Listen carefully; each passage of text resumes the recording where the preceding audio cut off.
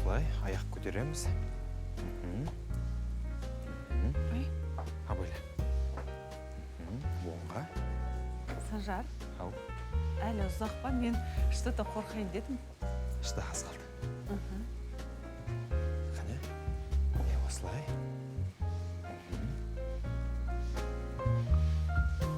Абыля.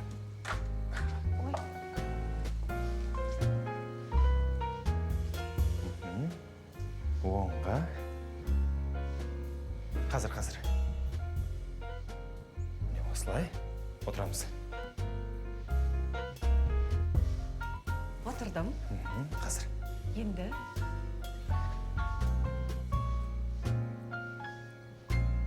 Дайынсың ба? Бір. Екі. Үш. Та-дам! Жан қандай керемет. Біздің романтикалық кешке қош келдің. Несіне әуре болдың? Мен тіпті ыңғайсызданып қалдым ғой. Енді бізге 3 жыл ғой. Саған дайындаған сыйлығым. Ал, сен маған не дайындадың?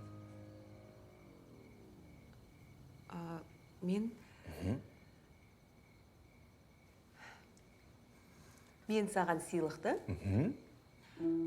түнде беремін. Базар жоқ. Давай көрейік. Жан, негіз бар? Ең басты сыйлық, ол осылай екеуміздің оңаша отырғанымыз. Тіпті жұмыс деп естіп отырмайды екенбіз ғой екеуміз. 3 жылдан бері саған сәби сыйламасам да бетіме бір ретте басқан емессің. Әрқашан қасыңдамын, Жан. Сүйем сені. Бүгін бар ғой, достарымызды шақырмағаның қандай жақсы болды. Анау Бағила бар ғой, 5 баласымен шұбырып келетін еді.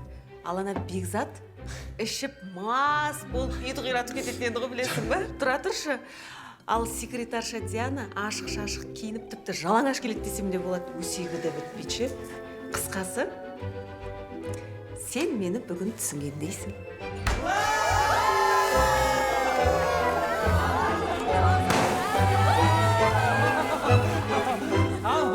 Шормай қайтындар, есіңдір ғой есетін әңгімен. Артыш, өздері жемен алқаш деп қояды ғой.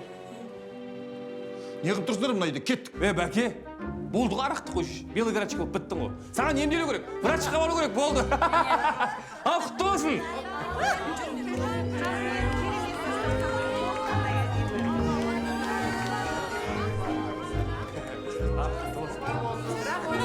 Так, стоп.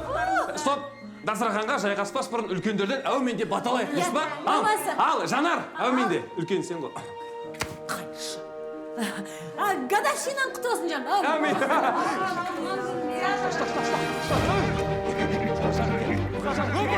Ауытпай салам, көз шара. Кел жердегі ипподромға вакцинасыз кіргізмейді ғой сені. Көз шара, келші. Не болып саған? Ай, тұрсайшы.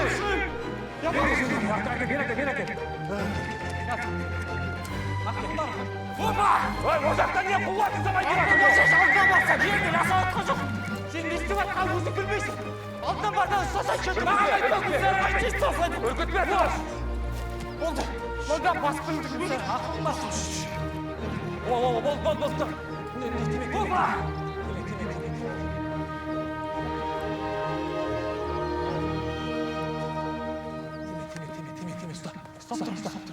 Не болды, жігіттер көнбей жатыр ма? Білмеймін бүгін маған не болғанын. Өзім құтырынып. Стоп тұр. Сәлем, Гүлсары. Қалың қалай? Мені келмей кетті деп ренжіп жүрсің бе? Ренжімеш. Жұмыстан қолым босамай кетті. Айтпақшы, саған айтар керемет жаңалығым бар. Кеше маған Санжар керемет кеш сыйлады. Сосын айтам барлығын. Ал қазір сен Айдосты тыңда. Айдос саған укол салады. Ол сенің қамыңды ойлап жүр ғой. Солай ма, Айдос? Аружан ханым, осы Гүлсарыне тек сізді ғана тыңдайды. Бұлардың да жаны бар ғой. Сезімі, қасиеті бар. Егер де сендер барлығын түсіндіретін болсаңдар, сендерді де тыңдайды. Аружан, негіз саған мал шылу керек қой. Малдардың тілін түсінесің. Олар да сені түсінеді. Сенің орныңа мен директор болайын. Уайымдамай дос, сен өзің жұмысыңды жақсы атқарып жүрсің. Жоғары Жан, оны түсініп тұрмын ғой. Просто Жанардың должности менен жоғары. Либо оны түсіру керек, либо мен көтеру керек. Өйткені ер адам әйел адамнан бір саты жоғары тұру керек. Тәмбер! Деп. Отағасы. Қалжыңдап отқан ғой сен, кетқанын біліп. Күн деген жанып тұр ғой, жанып тұр, Айтпаңыз, жанып кеттік. Аружан, жаным жиналыс екенін ұмытып кеттік бе? Кеттік тезірек, үлгірмей қаламыз. Кеттік. Бар. Отағасы. Гүлсара, сен Айдосты тыңда жүре ма? Ма, Жандос?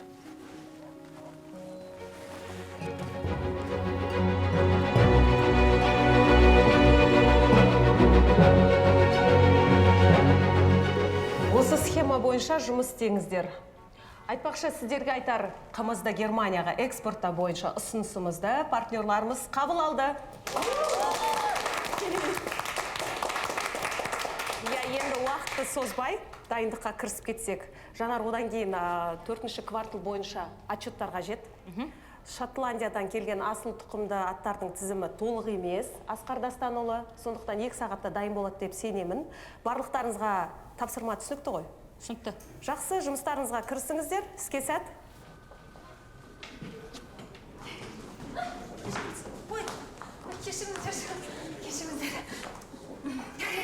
Кешіріңіз, Аружан Айбарқызы сізге клиникадан хабарласты. Анализдердің результаттары шықты. Сізге срочно сол жаққа жетсін дейді. Жарайды, мен кеттім самолымызда. Аружан, сен бар ғой, осы жол точно көтердің. Олай деп айту әлі ертерек. Бірақ солай болады деп сенейікші, Сен өткендегі менің айтқандарымды істедің ба? аяғын көтеріп жат демедің ғой. Жанар, біреу естіп қойса ұят емес па? Оның несі ұят екен? Оның үстіне бар ғой, былай қырыңмен тұрған кезде ішің шығып тұр сен. Одан емес, ол артық салмақтан ғой. Иә саған. Бір рет менің қарным салбырап кетіп, семіріп кеттім екен десем, көтеріп қап. Жанар, айтшы, сен ең бірінші рет екіқабат екеніңді естігеніңде естеді. Күйеуге шықты. Қой, давай сен жолыңнан қалма, бара бер. Сосын бар ғой, жол-жөнекей бірден ала келейік. Жуамыз. Активированный уголь алып қоям.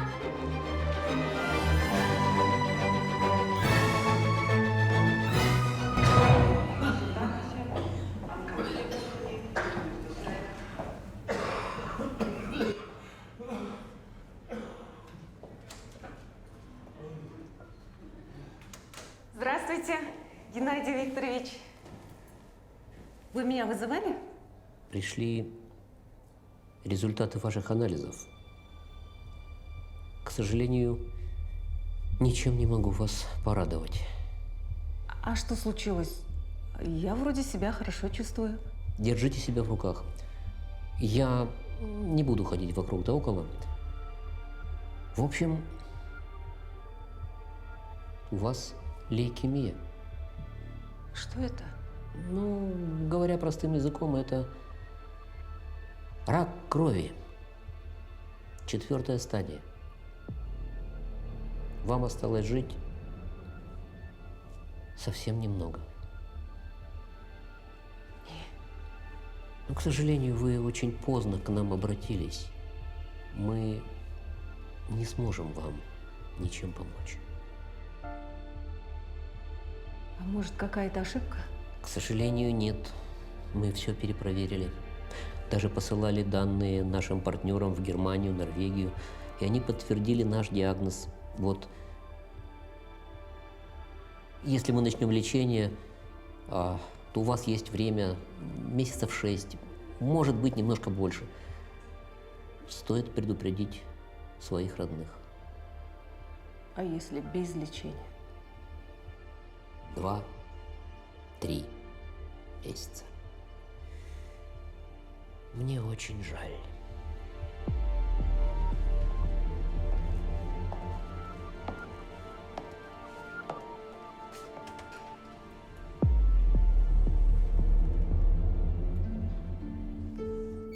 тартып қайтада жақсы күндер жайқалған көз Өтініш, Алла разылығы үшін. Жәрдем бере аласыз ба? 5-10 теңге. сайраған неге кейде ауырған кезде жаман сусынды ақтап алам өз-өзіме сен ұмытам деп неге кейде ауырған кезде жаман сусынды ақтап алам өз-өзіме неге сен ұмытам деп денсаулығың болма жақындарың қолда өз-өзіме сөз берем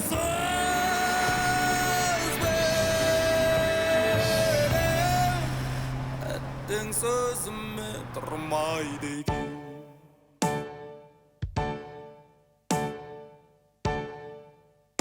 ақ шараптан көрмей оны ауа райын кінәлі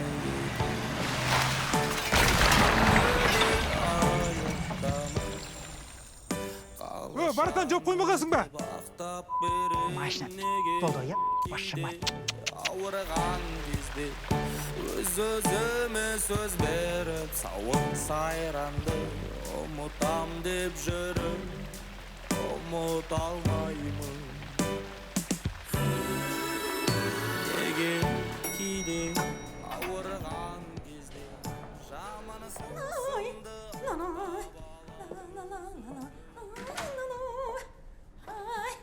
Қабала! Ай қыз қайда жүрсің, а? Туып бірақ келейін дедің бе не? Ха?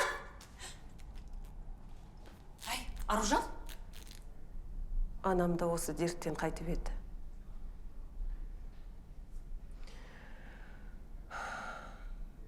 Бізге берілген бір ауру болды ғой. Ай қатын, мүмкін шатасып кеткен шығар, а?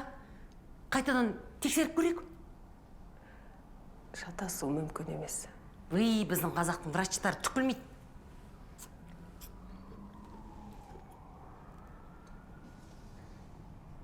Қазақ емес, неміс ол. Какая разница? Қазақстанда өскен неміс қой бәрібір. Не переживай. Үф, бәрі нормально болады. Бәрі бітті. Аружан, қош. Санжарға айттың ба? Жоқ. Жанар, бұл әңгіме арамызда қалсын. Білесің ғой не?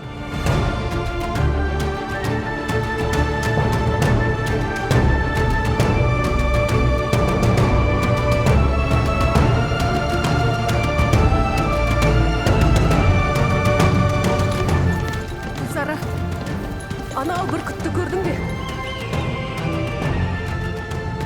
Мен де сол секілді ұшып кетемін.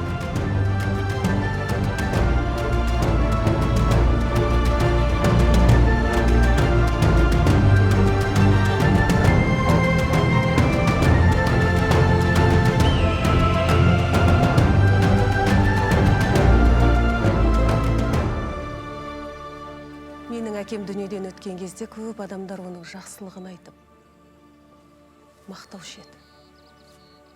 Ал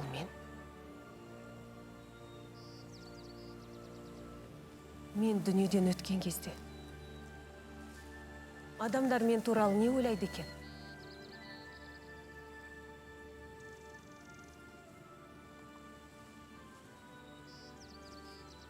Сен сөйлей алсаң, мен туралы не айтар едің, а?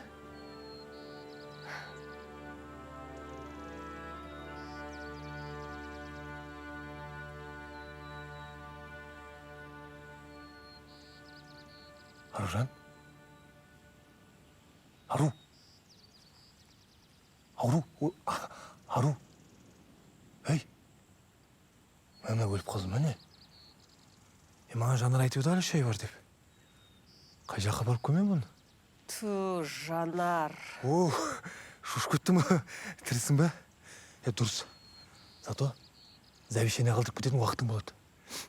Жүр тұр, үй жаққа апарып тастайын.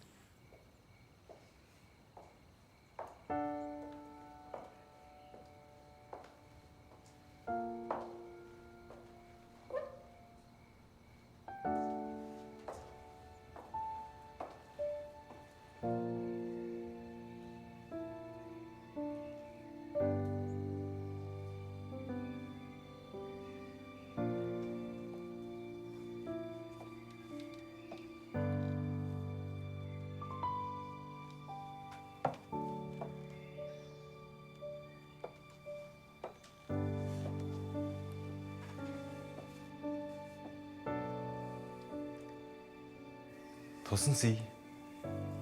Кешегі романтикалық кеш ойдағыдай шықпады. Ал бүгін екінші попытка. Отырыңыз. Аружан ханым, отырыңыз. Бүгін мен келініме қызмет етейін. Содан кейін ол маған өмір бойы қызмет етеді ғой. Мам, Санжар, тоқтай тұрыңыздаршы, мен сіздерге бірдеңе айтуым керек. Сосын айтасың, Жан. Ал мен мама екеуміздің дайындаған саған деген сыйлығымыз бар.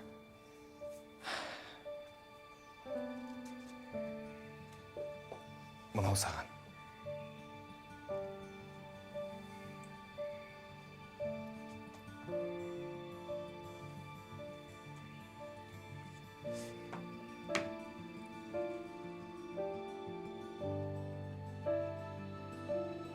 Сыйлық қалай? Өте әдемі. Саған нысы болды. Ал, не айттың келді? Айта бер.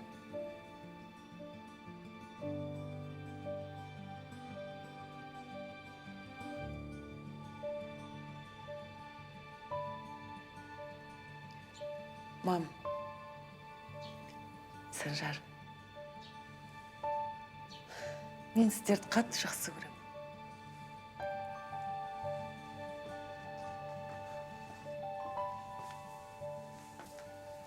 Оны айтпасың да білем, Жан. Осыны айттым келген.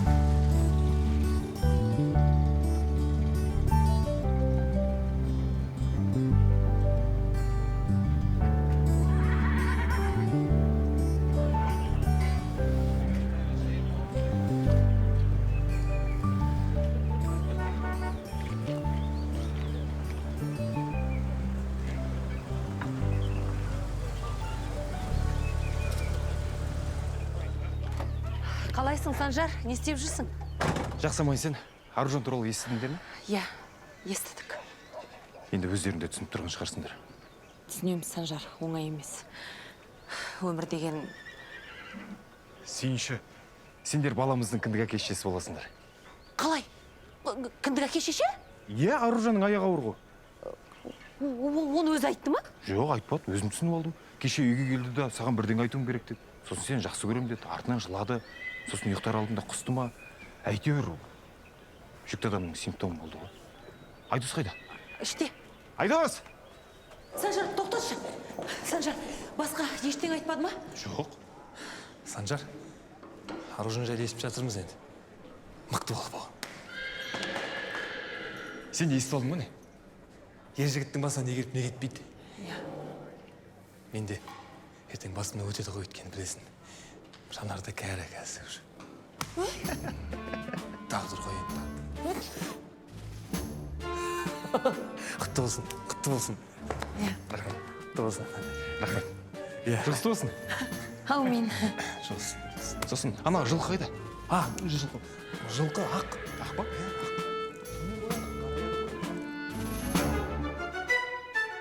Родной, но потолок натяжной, ол саған айтайын, короче, бар ғой. Но метро машина ғой айтайын саған. Может, ретро шығар?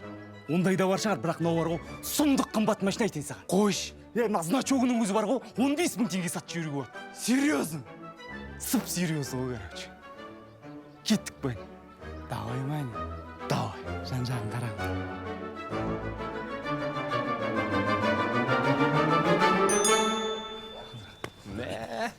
Осы сен машинаңды көргендердің басы кетеді, а? Қайдан тауып аласың осындайларды? Әкемнің көзі ғой. Сағынсам осылай айдап шығам. Күшті, күшті. Значок қайда? Білмеймін. Ұрлап кеткен ба не?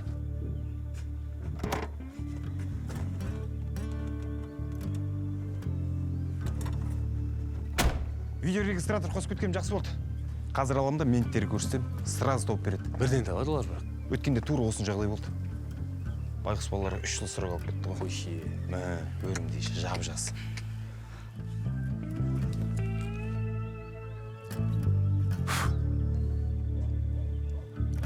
Брат, тауып алдым. Жана, жер соққанда ұшып кеткен ғой. Жер қатты соқты ұрады. Жақсы, жол болғанға, сау болғанға, амандықты. Атқа қарасаңдаршы, не істеп жүрсіңдер? Жел соққан. Сонымен, Айдос, есім кім деп қоямыз? Мен ба? Айдос қой. Баламның. Білмеймін, бірінші босана алсын, аман есен көрейік те оны. Аружан, Санжар. Арсан? Арсан? Аружан мен Санжар, Арсан. Саған сөз айтып тұр. Жарру. Жарру? Енді Аружан. Мен атқа жоқпын, маған десе Майк деп қой. А? Енді өзің таң атқанша құсып шықсаң, сен екі қабат демегенде не дейді енді? Ту, Жанар, қалай айтарымды білмедім. Санжарда, мамада күшті сюрприз дайындап қойыпты. Настроенияларын құртқым келген жоқ. Санжарға айттың ба? Онда мен өзім айтам.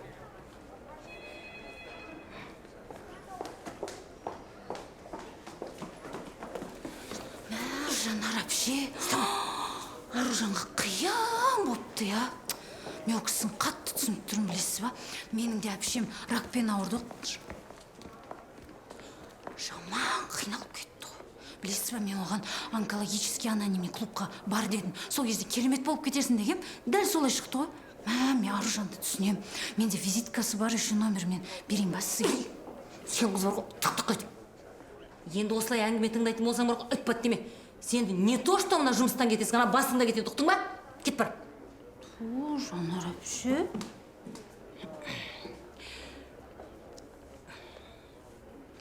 Анонимный клубтың номерін гони сюда. Всем добрый вечер. Сегодня у нас пополнение. Давайте поприветствуем нашу новую чемпионку Аружан. Ну что ж, тогда начнем наш сеанс. Маржан, пожалуйста, расскажите нам, как вы победили эту болезнь. Ну, я узнала обо всем на ранней стадии. Конечно же, первой мыслью было то, что это все, жизнь окончена. Но потом мне посоветовали прийти сюда, и я поняла, что есть ситуации гораздо хуже, и я начала бороться. Я лечилась и молилась Богу каждый день, чтобы Он простил меня за все. И у меня получилось. А теперь поприветствуем еще одну нашу чемпионку Марину. Я узнала о болезни очень поздно. Я не боролась с ней. Единственной моей мыслью было о том, как отреагирует на это моя семья. Я не хотела, чтобы они страдали. Ведь, узнав о моей болезни, их жизнь никогда не будет прежней. Любовь ко мне сменилась бы жалостью, а я не хотела этого. Я хотела, чтобы они запомнили меня красивой, с волосами. И ушла из семьи, оставив письмо. Я сама родом из города Санкт-Петербург. Последние 6 месяцев живу здесь, в Алмате. И дальше продолжу путешествовать по миру. Я считаю, что если тебе человек дорог, то не надо его расстраивать, и он не должен страдать. Или сделай все, чтобы он разочаровался и сам бросил. Я оставила все, что у меня было им. Дом, машину, квартиру. Ведь мне они уже не нужны.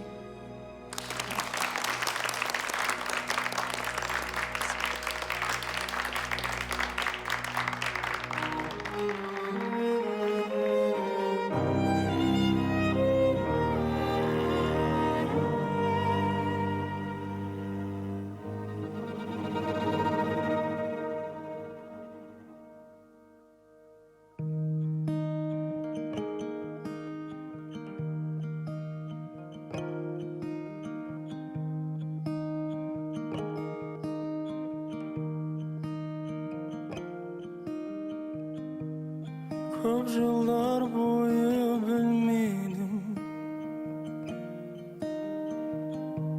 сырқатымды түрлі дәрілермен мен емдедім дәрігерлер түсінбеді жетпейтінін күнде сенсің маған дәруменім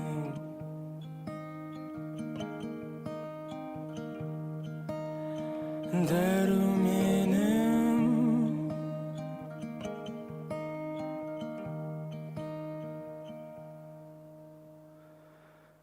керексің маған жүрекке қалған емдеп күлкіңменен мені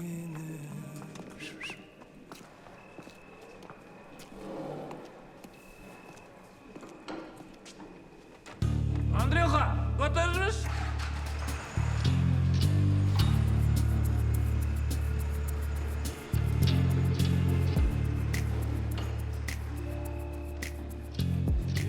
Қазандық қарай шапқан кезде оған шабандоздың да өзінің қажеті жоқ.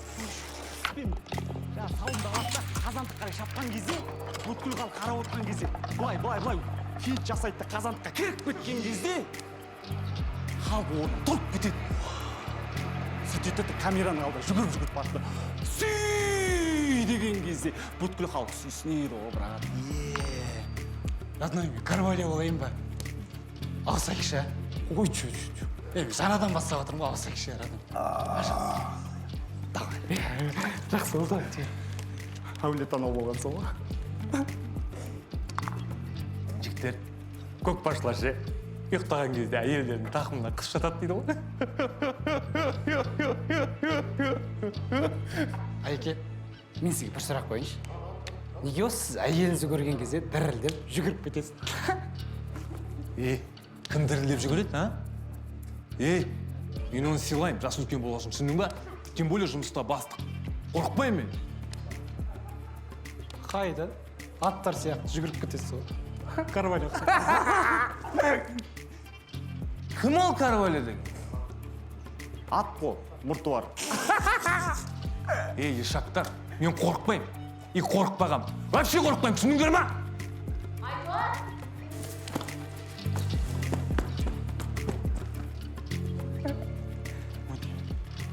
Давай, Карвалия, не подведи. Қойыңдар, сендер серьезно айтып тұрсыңдар ма? Иә, Санжардың қиналғанын қаламаймын. Сондықтан оның өзі мені тастап кеткенін қалаймын. шықсын тіресін. Точно. Путь к мужчине через желудок деген. Сен бар ғой тамағын дұрыстап жасамай ғой, бермей ғой, болды өзі кетіп қалады. Мен баяғыда екінші күйеуіме солай жасағам. Ей, қой Жан, екінші күйеуіміз үшінші күйеуіңе солай жасадың, отравление болды, иә. Екінші күйеуіңе ыстық теп ашып жіберген жоқсың ба? Бірінші күйеуіңді мәшемен қақып кеттің. Точно, үшіншісі екен ғой шатас кеттің. Иә? Менде 100% ажырасатын идея бар.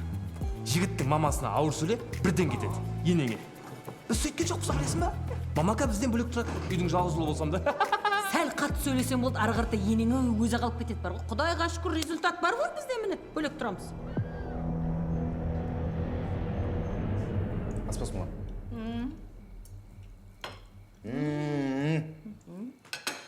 Тамам дәмді өрт жаным. Көп рахмет. О, біздің Аружанның тамағы әрдайым керемет қой. Өте дәмді. Өткендегі менің туған күнімде жасалған палауды бәрі әлі күнге дейін мақтап жүр. Негізі Аружан менің қызым, Санжар менің күйеу балам ғой. Күйеу бала? Күйеу бала, иә.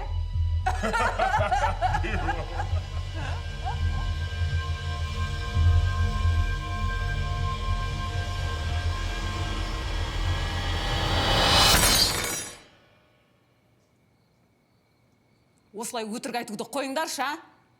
Аружан? Не Аружан? Неге мамаң бізбен бірге тұрады? Кетпей ма үйіне? Мамаң сағынсаң, үйіне барып тұр.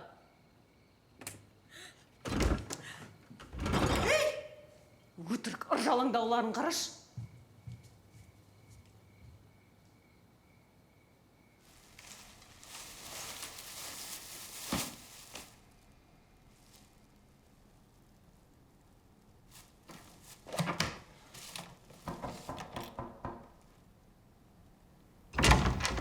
Санж. Жан, сенімен толықтай келсем. Мама бүгіннен бастап бізбен бірге тұрмайды. Бөлек шығады. Екеуміздің махаббатымызға ешкім кедергі келтіре алмайды. Кешір мені.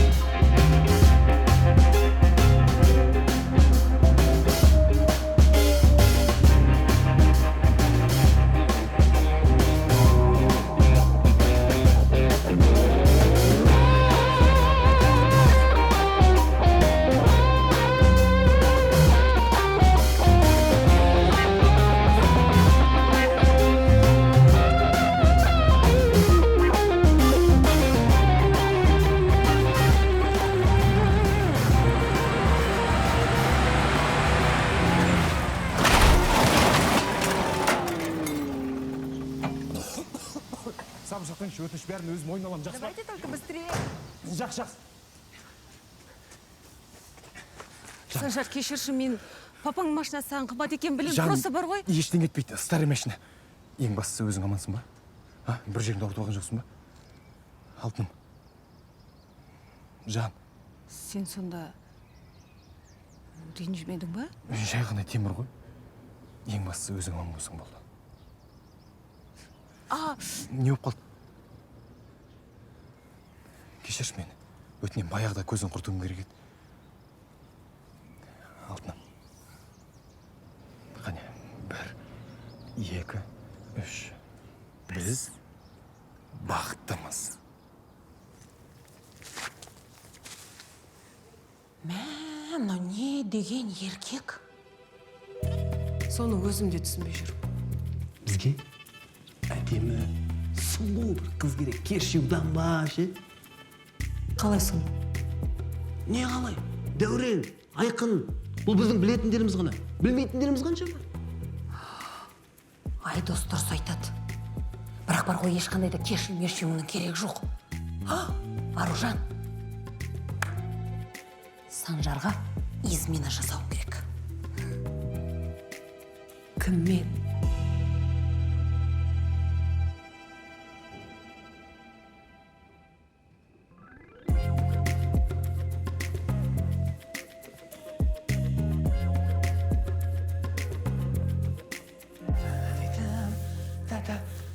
Андай, бәрі как будто же болғаннан кейін сияқты қылып істеп қояйын дегенім ғой. Айнам. Осының бәрі қашан бітеді екен? Бітет, уайымдама, бітет. Аружан, прикинь, шөп қорада жатып, Санжардың көзіне шөп салайын деп жатсың ғой. Не, андай, сақтықта қорлық жоқ дейді, бір нәрсе сұрай салайын. Осы қасыңа жақындап жатам ғой, сені рак ауру жұқпайды ғой да. Міне, осында. Әйелің мен менің күйеуім, анаң қара. Аружан!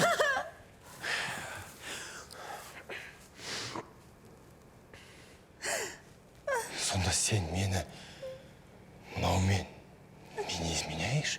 Мынаумен демей қойыңыз енді. Санжар, мен саған бәрін түсіндірем. Түсіндірудің қажет жоқ. Бір ғана сұрағыма жауап бер. Ішіңдегі бала кімнен? Баланы мен жасадым. Ой, Аружан екеуміз бірге жасадық. Оңбаған!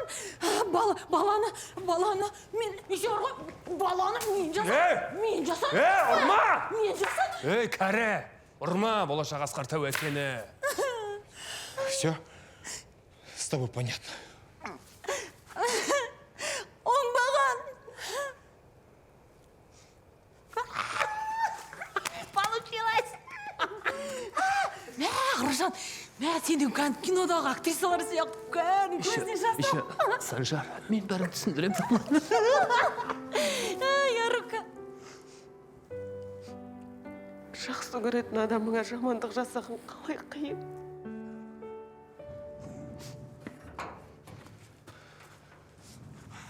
Давай.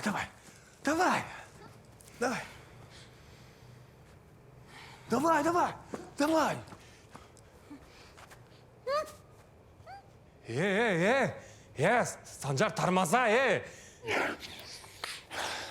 Сен аузың жап. Осымен бәрі бітті. Ажырасамыз. Жанар! Сажнар!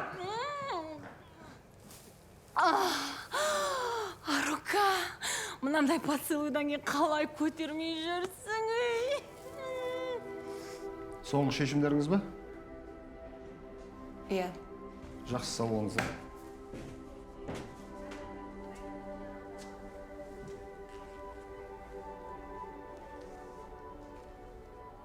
Мынау менің барлық бизнестерімнің сенің атыңа аударған құжаттары. Түсінбедім. Осыларға қолыңды қойшы. Қандай құжат? Мен саған сатқындық жасадым. Өз кінәмді толықтай мойындаймын. Ол мүлдем кешірілмейді. Тым болмаса осылай жасап, өзімді жеңіл сезінейін. Мен енді жаңа адаммен, жаңа қалада жаңа өмір бастаймын.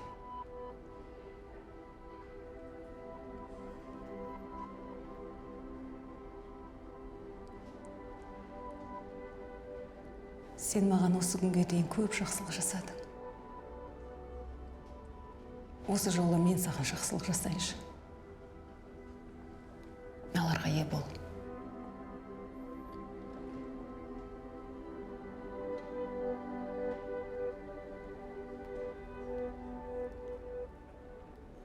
Кешір. Аружан. Қандай жағдай болса да мен сені кешіре аламын. Маған құжаттарың керек емес. Маған сен керексің. Жаным алтыным. Бәрін басынан басайықшы. Мен сені жақсы көрем.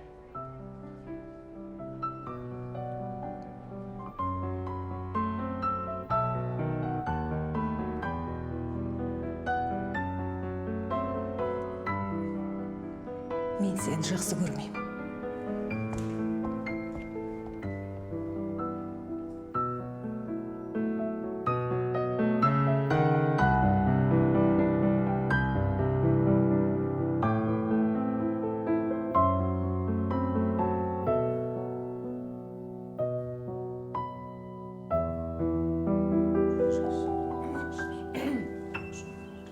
Кел.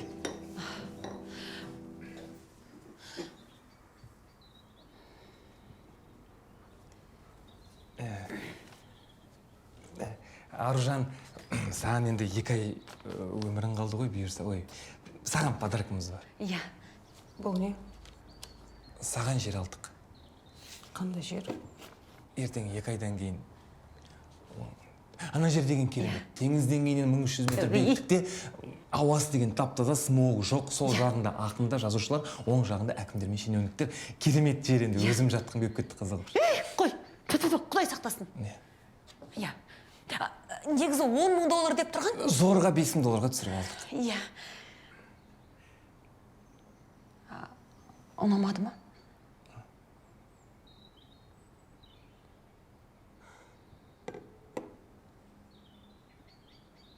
Несіне өре болдыңдар? Аружан, негізі, сосын мына сенің шашың түсіп бастағалы, біз... Ютубтан көрдік, Америкада ауырып жатқан достарына осылай поддержка береді екен. Менің шашымды алсаңдар болады. Не болды соншама? Басыңды алмаймыз ғой?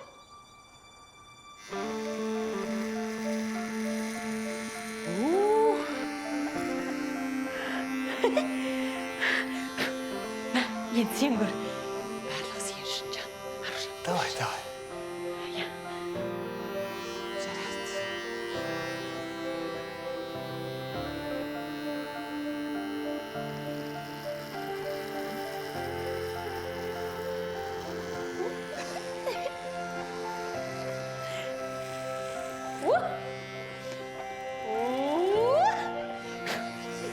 Аружан.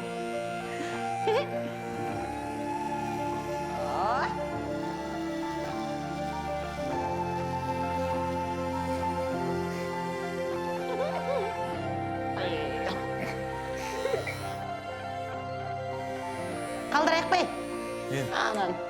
Айнан. Білмеймін жаным, сен ғой қасыма жатады. Жаным.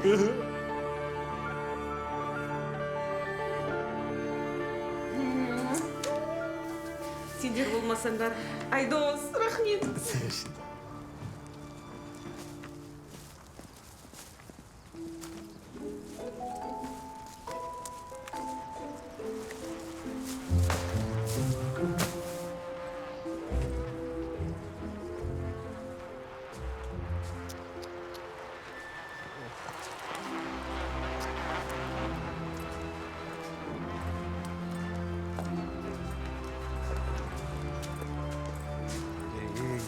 Ұстама.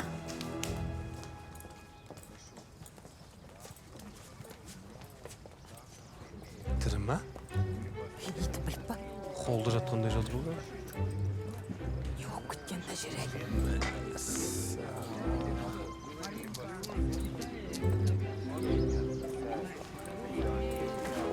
Құдай сақтасын.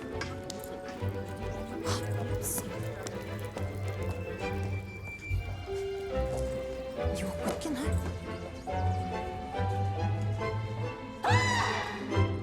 Үйге кіріп қой, шық! Ты аккуратно, ты чё? Ұстама деймін. Айдос! Ты кто такой, а? Айдос! Ты кому батонник не толкайся! Оның баратын жері жоқ.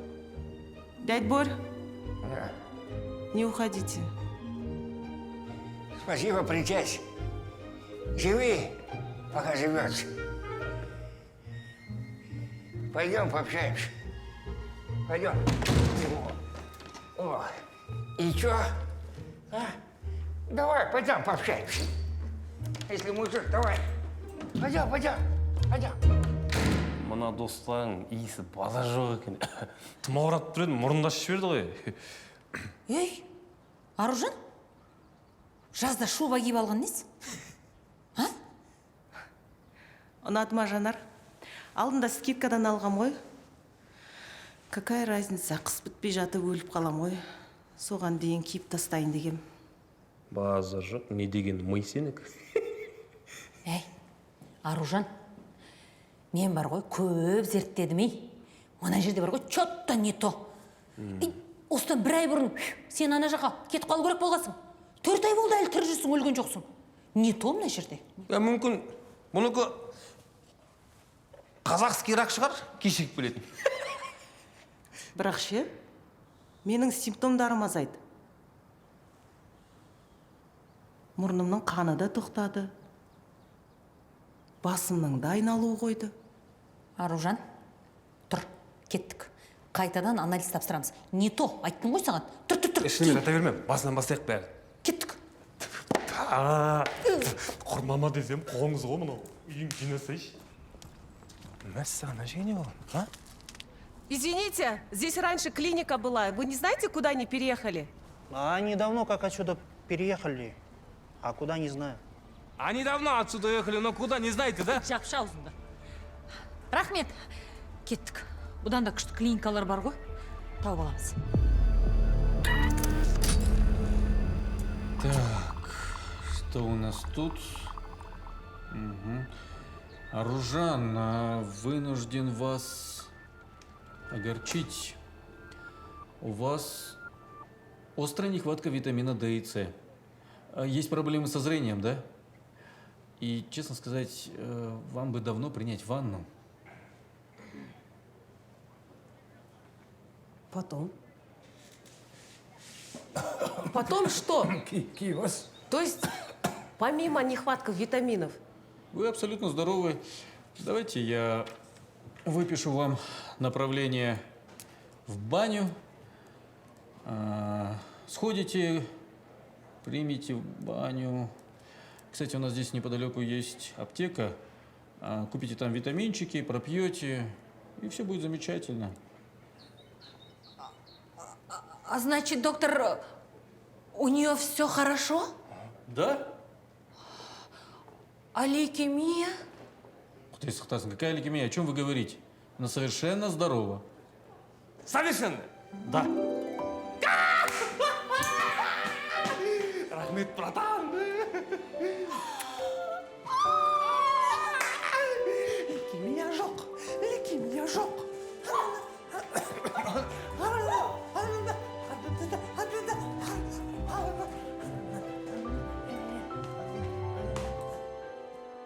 Ей, Жан, не болды саған? Жоқ дейді, ауру жоқ. Ал мынау ше?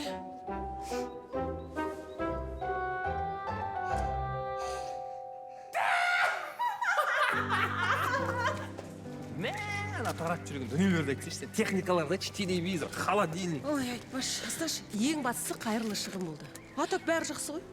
Енді не істейміз? Бірінші очередь Санжарға барам.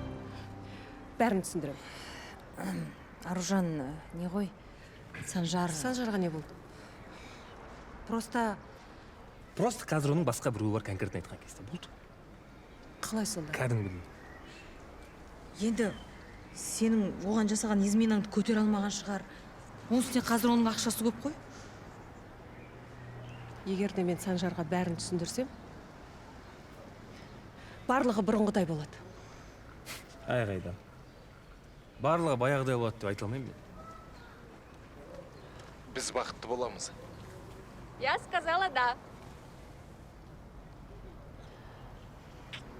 Рахмет саған, жаным.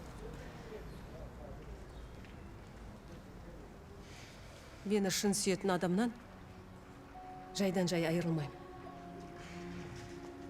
Санжарды қайтарам. Артынан барам. Ақшаны қайдан аламыз? Үйім сатам. Білесің ғой, мен бірінші рет отырып тұрған самолетке білесің ғой, қорқатын. Айдос, қош, бәрі күшті болады, кеттік. Саған бәрібір сен бақытсызсың, ал біз бәріміз өлеміз. Бағдыржан, соңғы сапарларың осы еді. Шапша аузыңды. Извините, пожалуйста. Извините, пожалуйста. Извините. Ой! Здравствуйте! Здравствуйте. Мы с вами где-то встречались, да? А, в анонимном клубе, нет? Да, вспомнила. Путешествуете? Да, решила мир напоследок увидеть. Ух, надо. А куда летите? В Черногорию. Мы тоже. Вы что? Да. Хорошего полета и отдыха вам. И вам.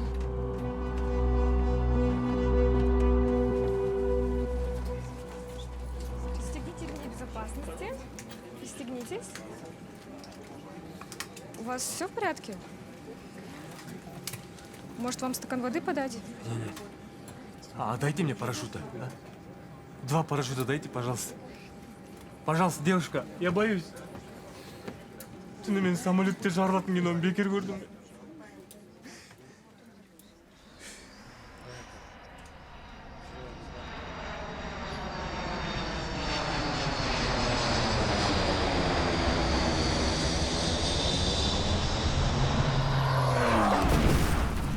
Көттің қысы. Отыршы, отыршы.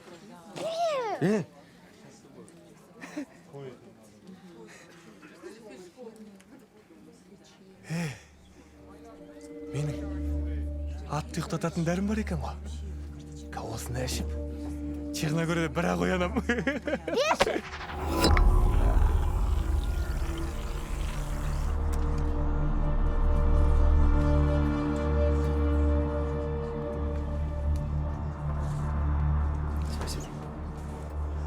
Ана дәрін ішіп жатыр анау. Ей, отыр.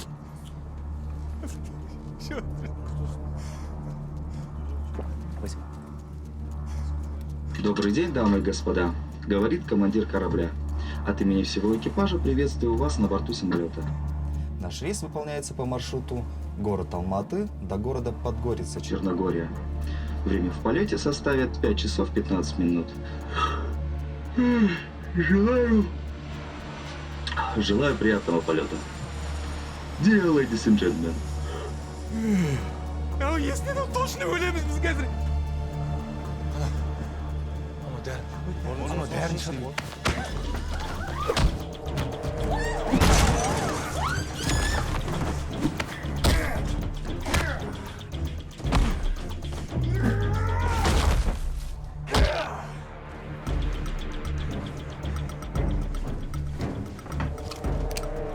Я воздушный маршал.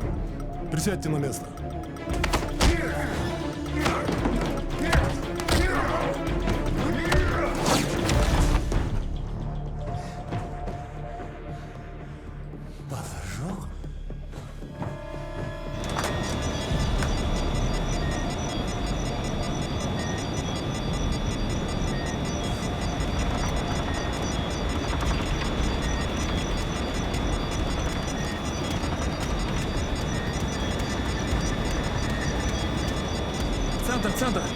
Центр, это я, Ястреб. Один пилот уснул, второй не может разбудить его. Дайте мне командование самолета. Ага. Принято. Принято.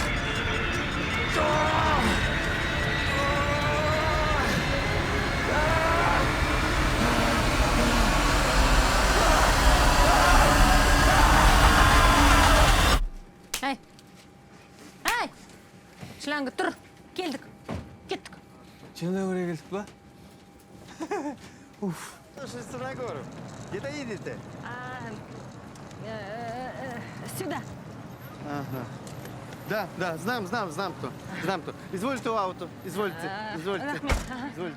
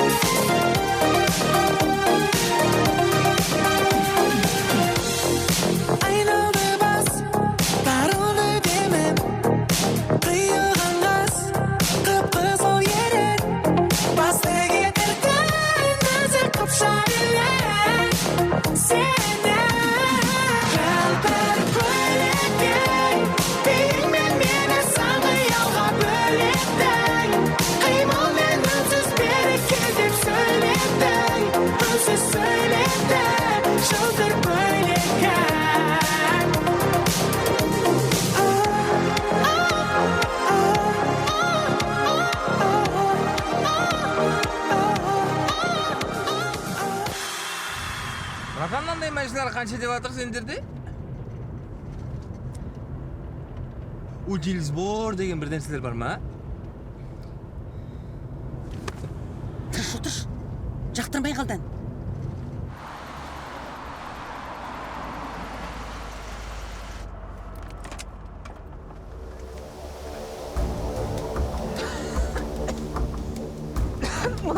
Мынау не? Братан, түтін шығып жатыр, братан. Мынау проботтан. Біз өртенеміз, братан. Тоқтат, біз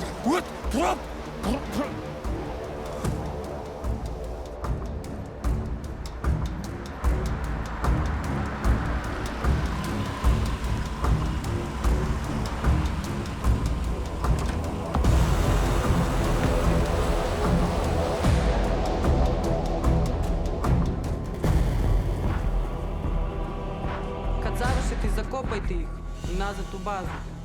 Уреду, госпожо. Қазір мен жүгіріп барып, ана бір оқуды қалғатам. Екеуін қашып кетіндер, ема? Мен дайын. Оян демей.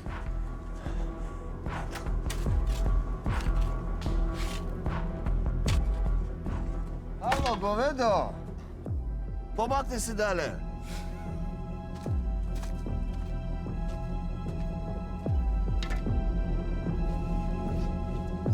Ал кеттік.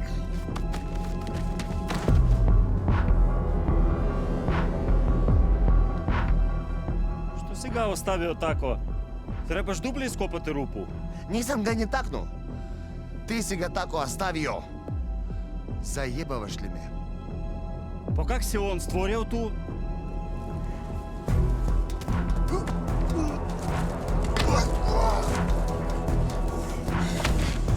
Аружан, қаштық!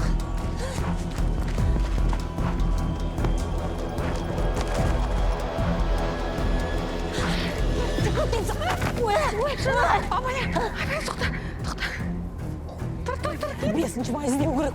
Жанар! Ой, құрсын, сен бар екенсің ғой. Бол.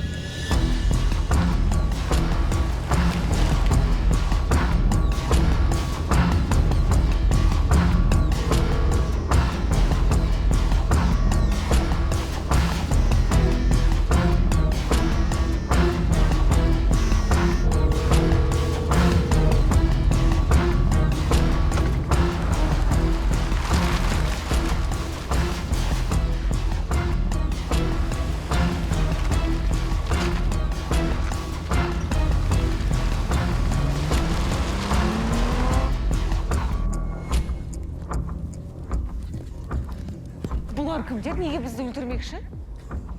Мынаны бекер алып кеттің самолеттен. Осы үшін кірген шығар. Кетші, кәдімгі ұрылар ғой. Ақша, телефон, сумка, киім бәрін алып алған. Бір орында тұрмайық. Ұсталып қаламыз. Қайда? Мынаяққа, бұл жаққа.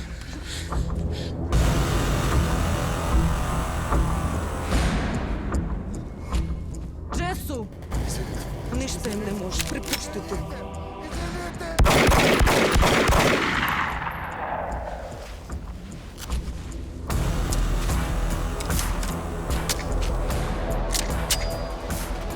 Не знам, Джесу. Утекли.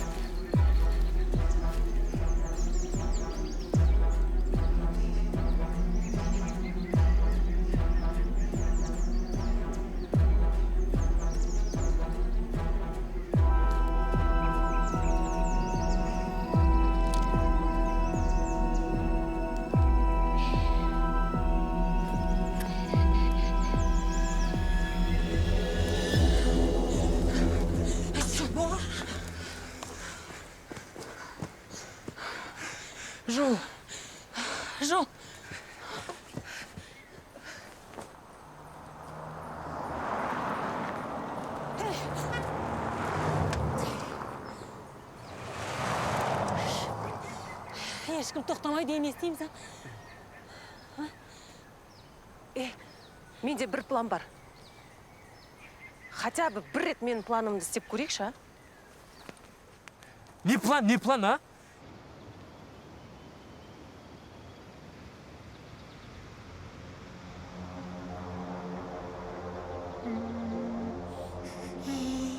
Жетей!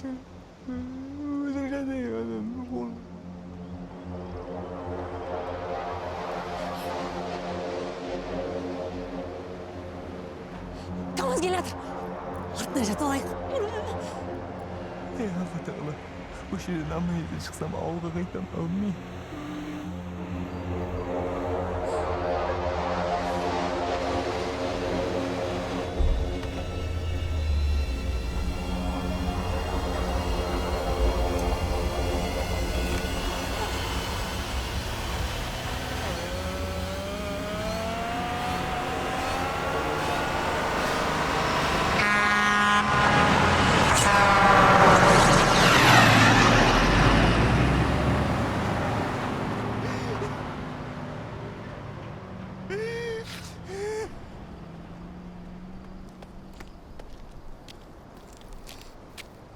Енді маған машина жайлап айту сома. Мен кеттім. Айдос, қала мына жақта ғой. Мен Қазақстанға барам. Кеттік. Жанар апа!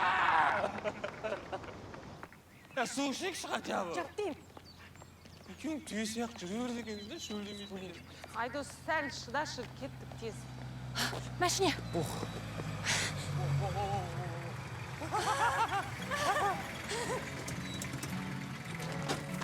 Hello.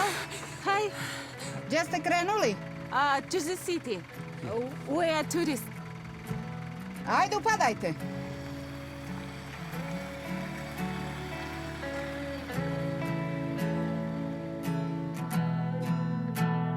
Самал желден бұл әуеннен керегіңді аларсың байқатпай, ол өмірім жалғыз соң сатпайын. Не болса да көздерімді жасын толмайды, жарақат қағазын жазып сақтайын, жараларға қоймайын жақ қояйын.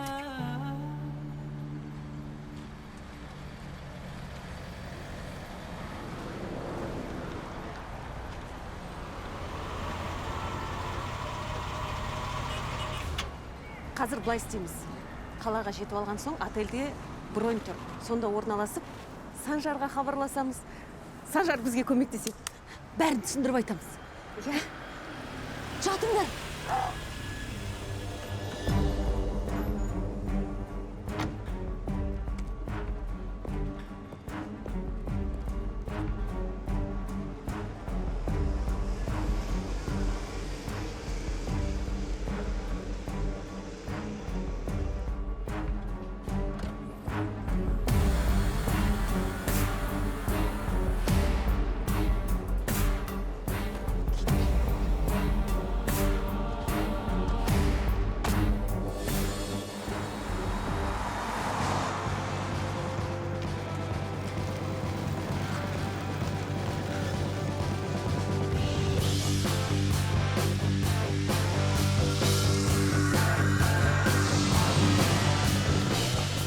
Давайте, мен арғы бетке жетіп алайық.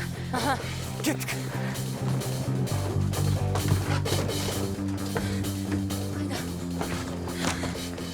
Ей! Қалай кетті?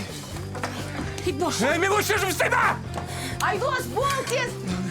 Мен не істеймін? Құдайға сыйын. Бісміллә. Сұлтан қайда? Мен сұрай береді деген! Жаным, арғы бетте жолыққанша. Жолда анау болып кетіп жатса уайымдама. Қатынды өткізгеннен кейін үйленемін. Топас! Осыдан жетіп алайын! Жанды жібер! Сосын бар ғой өзің қалып қалмай, я тездетіп үшіншісіне міндет. Кім көп сөйлейсің? Айдос, сен бол!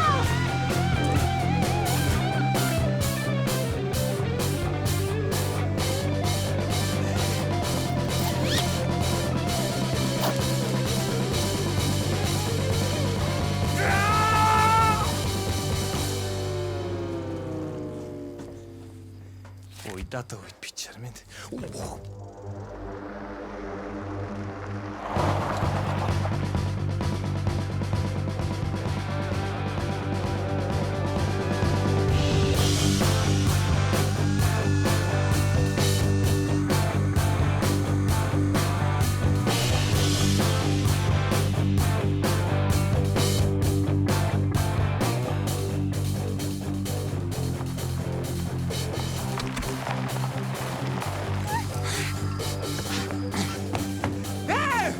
Ана қатын сол жақтан шығады! Оңға қарай қасыңдар! Көрсеткен жаққа кеттік.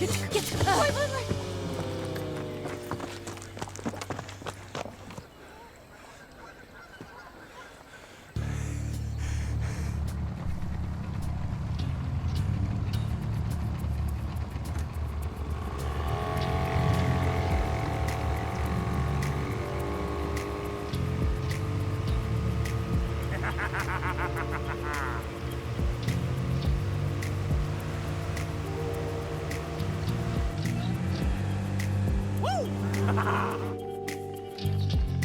Жанар, анау Айдос емес па, тез қайда? Ей, Айдос! Айдос! Кел, біз мұндамыз. Кел, жанын шығарам да сен. Айдос! Ей, Айдос!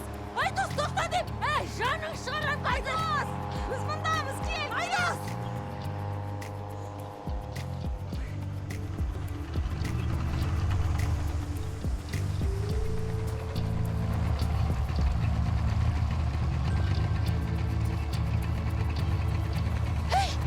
Жаным сол.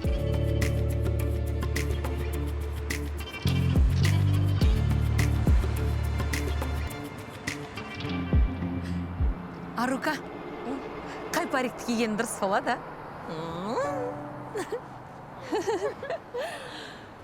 Осы қара парикті кие берші, күшті жарысады. Жанар, бүгінгі күн туралы Санжарға айтсам, сенбейтін шығар, е? Неге сенбейді? Біз көзімізбен көрдік қой, куәгерміз. Түсіндіреміз. Жанар, қалай ойлайсың? Санжар екеуміз қайтып қосыла аламыз, Әрине! Қаншама қиындықты бірге көрдіңдер. Оның үстіне бар ғой.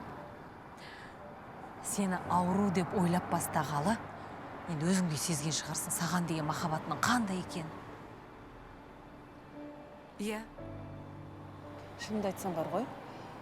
Өзімдің өлетінімді, ауру екенімді білген кезімде екі сұрақ қойдым. Біріншісі, бұл өмірде мен өзім бақытты бола алдым ба деген. Енді бақытты бола алсың ба? Иә. Ал екінші сұрағым, бұл өмірде біреуді бақытты ете алдым ба деген. Жауабы қандай? Жауабын білу үшін ол жерге келдім.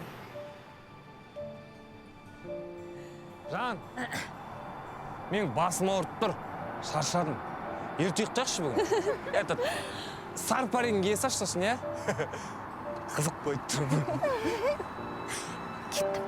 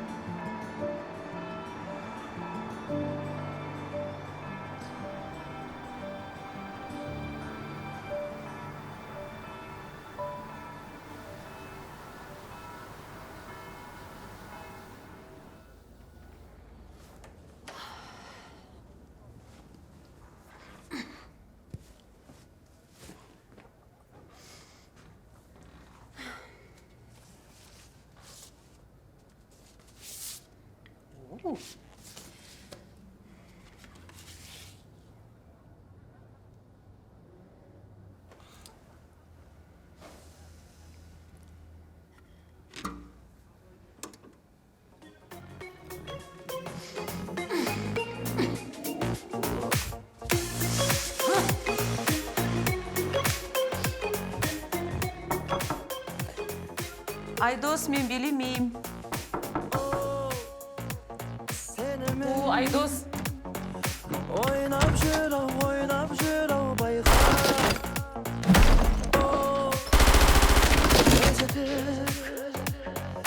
Özgelerde oylap yurağımda Bağlay bilmenne Kalamayman senne Yerlere bu gözümde jattın Bağlay bilmenne Ayalayman senne Menge bağı bağıdan da baktın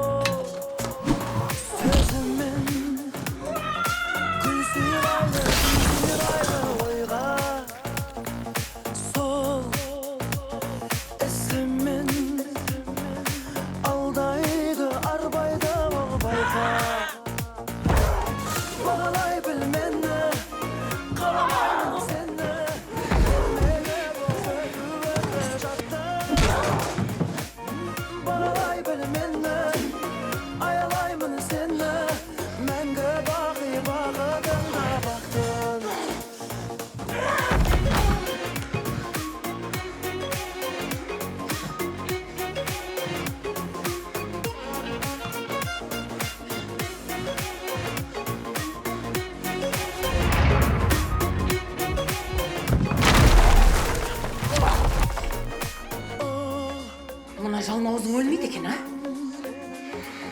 Oynab şöyle oynab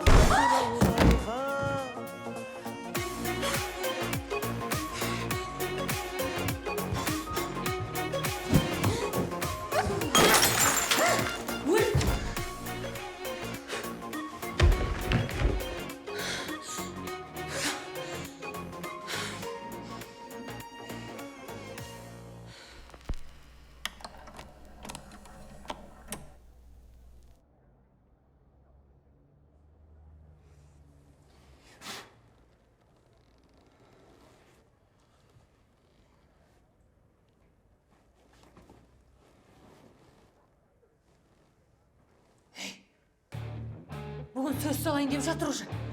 Срочно тоқтату керек. Кет.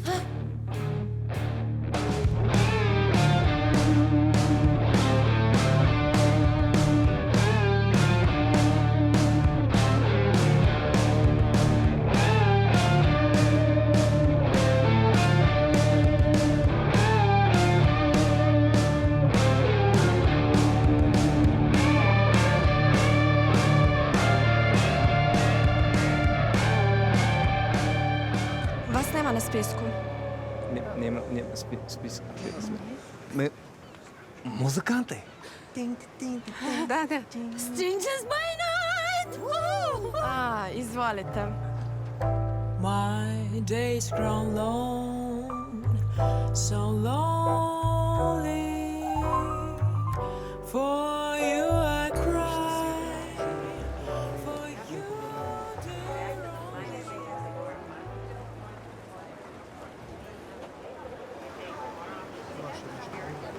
Саламатсыз. Здраво. Я семья баш разочарован. Не, башы.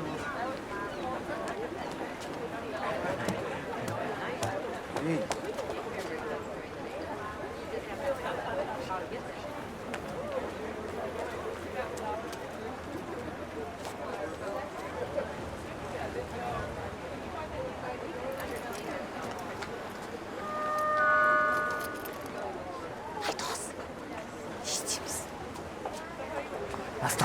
Абырой детіп берейік. Кеттік. Bir ikildirdik tırın kıliki kıldırıp bir geçemiz kettik. Hey!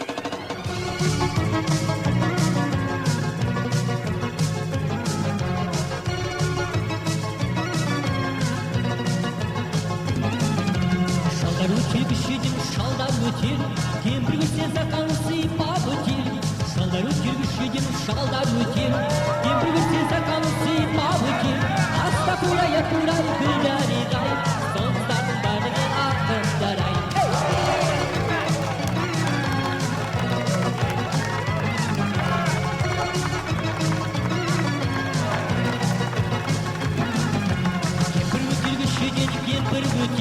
Шалды көрсейін кемсең кетер, кемпір өтергішіден кемпір өтер. Шалды көрсейін кемсең кетер, асқа қурай, ақурай, гүлдаринай, сол құстардың барлығы ақтыңдар.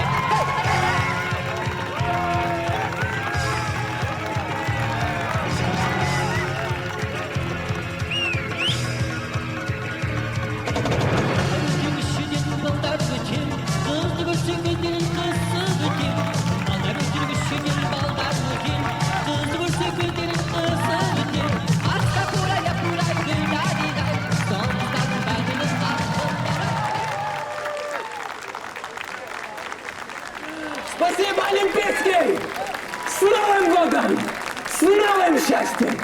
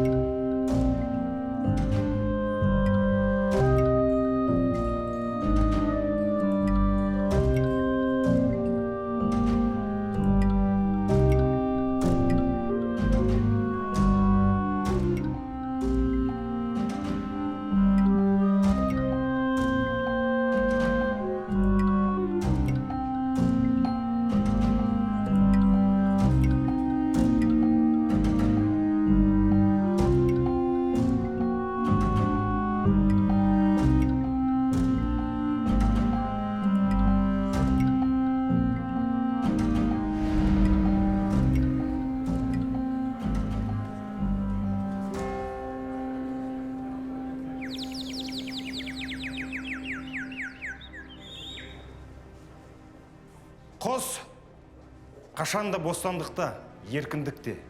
Біз де бостандықта, еркіндікте. Құрметті ханымдар мен мырзалар, 1 минут уақыттарыңызды алайын. Біз үлкен жұмыс бітірдік. Осы орайда сендерге алғысымды білдірем. Ерекше құрметімді өзімнің анашыма айтам.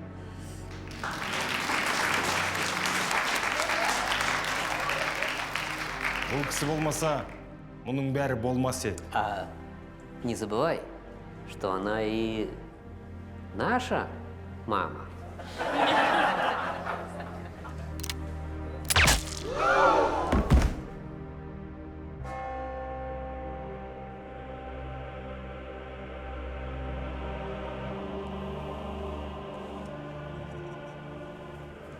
Осы қатынның кесірінен біздің көтіміз ашыла бастады. Ал енді өзімнің жаңа мамамды қарсы алыңдар.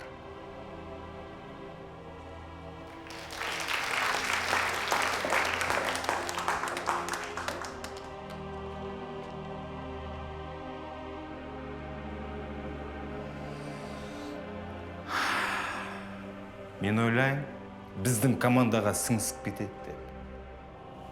Солай ма, мама? Әлде осы жерде қарныңды ақтара салайын ба?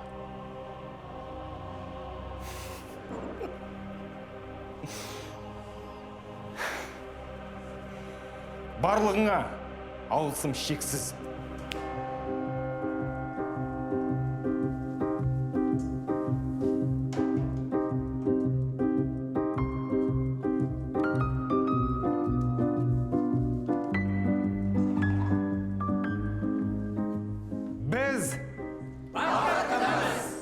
Біз бір мемлекетпіз. мықты мемлекет әлсіздердің қашанда басым тұрады. Сондықтан да біз мықтымыз. Біздің жұмыс осымен біткен жоқ. Әр қарай өз жұмысын табады. Келесі біздің жер туа.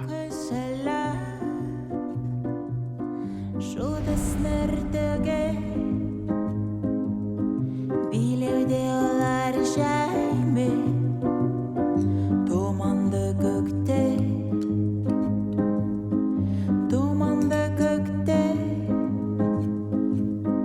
бірге билеуде, қала көзілі, түтін төменде, төселген әп-нәзі, әлсіз шаңды жер, әлсіз шаңды жер, бәрі де төселер.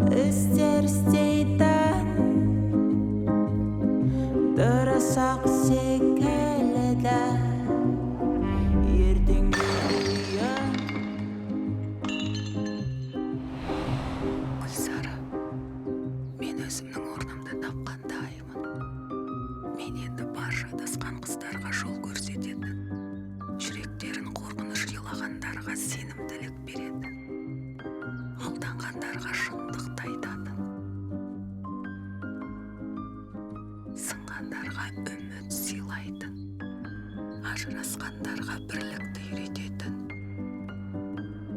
әлсіздерді күшті етіп, қорққандарды батыл ететін қайсар қыз болам. Гүлсара, мен не туралы ойлап отқанымды білсең ғой. Ойларым туралы. Себебі жаман ойлар лас сөздерді айтқызады. Лас сөздер қайта істерге итермелейді. Істеріміз болса әдетке айналады. Ал әдет біздің мінезімізді өзгертеді. Нашар мінезді адамның өмірі қиын болады. Демек, біз нені ойласақ, соған айналамыз. Мен бәрін түсіндім, Гүлсара. Ертеңге дейін, ертеңге дейін. Мына палатадан бастаймыз.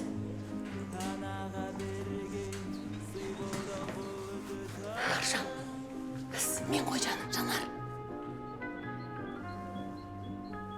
Бол, тезетек ешкім байқамай тұрған кезде бол. Міне, бізде осындай план бар.